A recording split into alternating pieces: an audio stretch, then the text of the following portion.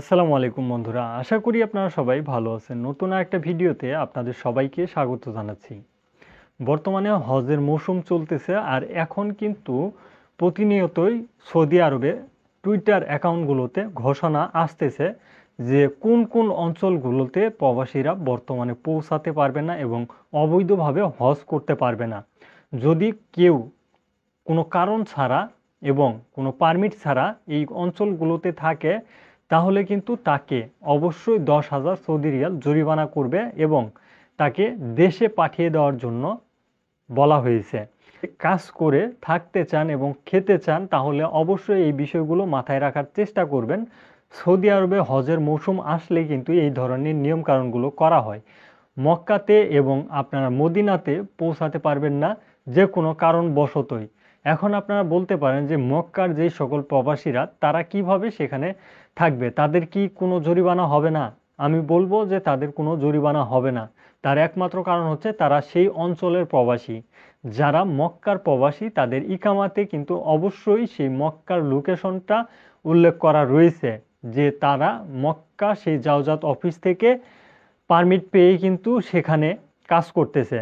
তো অবশ্যই সেই ধরনের প্রবাসীদের কোনো ধরনের ঝামেলা নেই। কিন্তু আপনি দাম্মামের প্রবাসী, জেদ্দার প্রবাসী, রিয়াদের প্রবাসী, এখন আপনি যদি মক্কাতে যান 2 তারিখ থেকে 20 তারিখের মধ্যে যদি আপনি মক্কাতে যান, তাহলে অবশ্যই আপনাকে কিন্তু 10,000 সৌদি রিয়াল গারামা দিবে এবং আপনাকে কঠোর শাস্তি এবং আপনি দেশে চলে আসতে হবে। আপনাকে যেভাবে হোক আপনাকে ধরে দেশে পাঠিয়ে দিবে।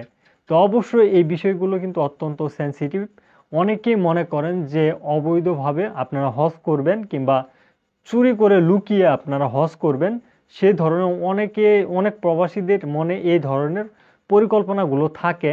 এখন কিন্তু আর সেটা সুযোগ নেই, কারণ অনেকগুলো চেকপোস্ট বর্তমানে বসানো হয়েছে এবং আপনাদেরকে বারবার সতর্ক করা হচ্ছে। টুইটার অ্যাকাউন্টে, নিউজে এবং বিভিন্ন মাধ্যমে সতর্ক করা হচ্ছে প্রবাসীদেরকে, যাতে প্রবাসীরা এ ধরনের ভুলগুলো না করে। আপনারা অবশ্যই সতর্ক থাকার চেষ্টা করবেন।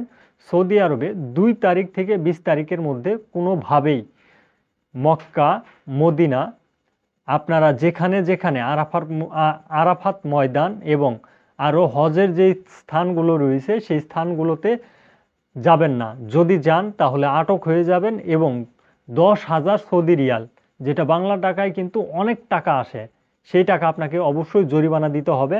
পাশাপাশি সেই জরিমানা দিয়ে আপনাকে দেশে ফেরত যেতে হবে যদি আপনি এই ধরনের ভুলগুলো করেন।